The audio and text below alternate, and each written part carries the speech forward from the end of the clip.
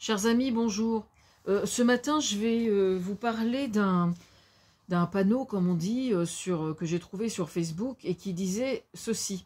Si ce n'est pas pour vendre, pourquoi tu as pris tout ce temps pour écrire ce livre? Pour écrire le livre. Alors, hein, pourquoi t'écris? Bon. Ce qui apporte la légitimité d'écrire réside dans le fait qu'on y trouve notre équilibre psychologique. En somme, la question ne réside pas tant dans le fait qu'il serait illégitime de chercher à gagner de l'argent que dans le fait qu'une fois y avoir trouvé notre équilibre personnel, en plus, on pousse le bouchon jusqu'à prétendre qu'on serait susceptible d'apporter quelque chose à quelqu'un qui nous lirait. Putain. Mais alors ça, non mais quelle arrogance quand même, et quelle suffisance! Avoir suffisamment de confiance en soi pour persister non seulement à écrire, mais en plus à batailler jusqu'au fait d'être édité, quelle que soit la méthode, et ensuite continuer à se battre pour promouvoir ce qui peut être un travail, éventuellement. Il faut effectivement être courageux. Nous sommes, nous, auteurs, courageuses et courageux. Oui, ben si personne ne m'envoie des fleurs, autant que je fasse moi-même, hein, excusez-moi. Il est bon de rappeler, oui c'est ça, il est bon de rappeler qu'environ 5% seulement des auteurs vivent de leur plume. 5%, ça fait quand même pas beaucoup. Hein. Il faut juste en être informé avant de se lancer dans le fait d'être édité. Petite parenthèse, vous pouvez très bien écrire pour vous-même. Évidemment, quand on écrit, c'est mieux si on est lu par quelqu'un, ne serait-ce qu'une seule personne, comme moi, je l'ai fait d'ailleurs quand j'écrivais à Thomas Fersen, quand j'allais si mal. Moi, ce que j'attendais de lui, c'était qu'il me lise, hein, uniquement, dans un premier temps. Après, le reste, c'est pas mon affaire, à la limite, hein, c'est son affaire à lui.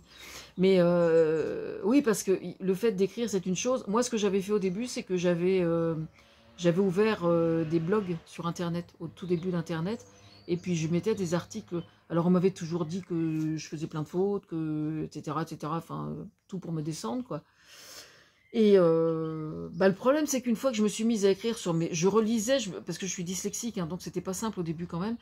Et je me souviens une fois avoir compté, je relisais 8 fois mes articles avant de les poser sur le blog pour corriger.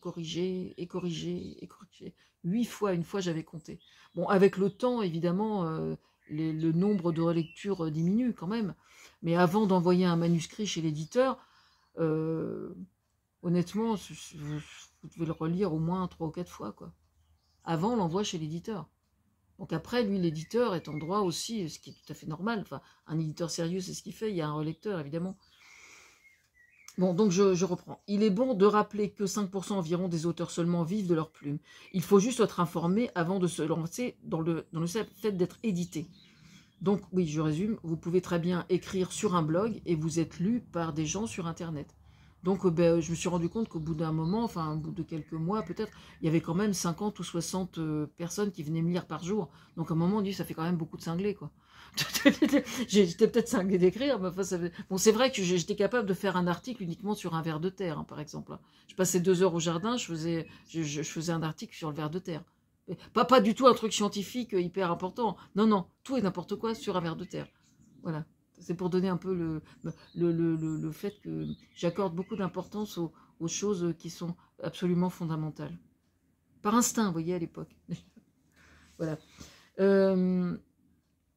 Pour autant, ce fait ne justifie en rien le fait d'y renoncer, de renoncer à écrire en tout cas, puisque la raison profonde pour laquelle nous écrivons est plus altruiste que de simplement chercher à gagner de l'argent. Disons que l'idéal consiste à chercher déjà à ne pas en perdre, ce qui est déjà pas si mal.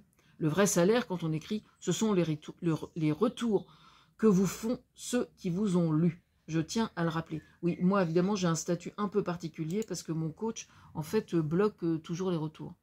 C'est-à-dire qu'il demande à des gens, je suppose, de surtout pas m'envoyer de retour. Ce qui fait que j'ai jamais de retour. Et je persiste à écrire. C'est vous dire un peu le niveau. Hein. Je persiste. Hein. Le pire, c'est que je persiste et je signe.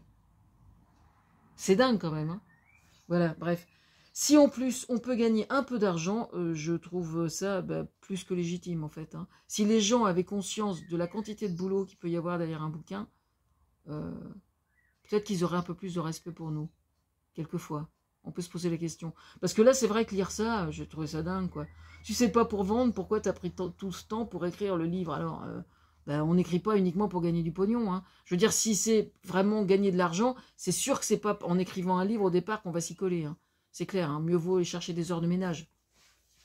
Ou alors Dame Pipi à la gare Montparnasse, éventuellement. Alors, pour la petite histoire, Dame Pipi à la gare Montparnasse.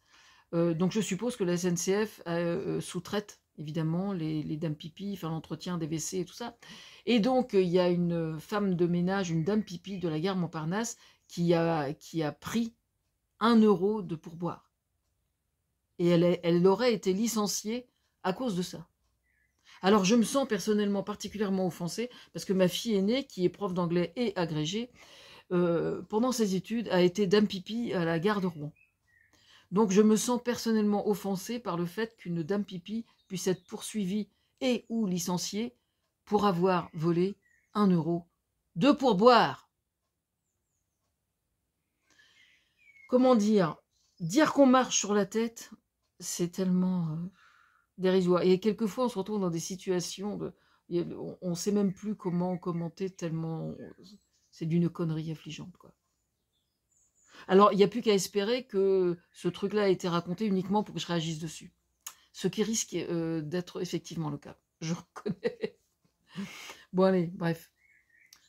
Demain, Arc la bataille, je fais une foire à tout avec plein de bouquins.